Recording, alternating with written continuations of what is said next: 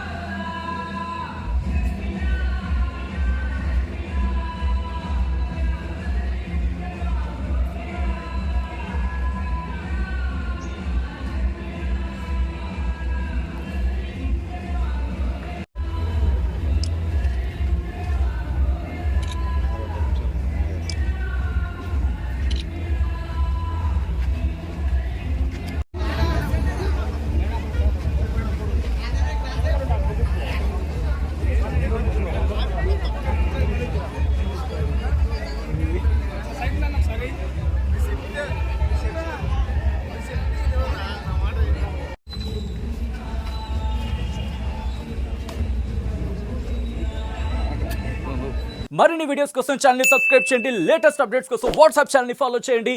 And link description లో ఉంది.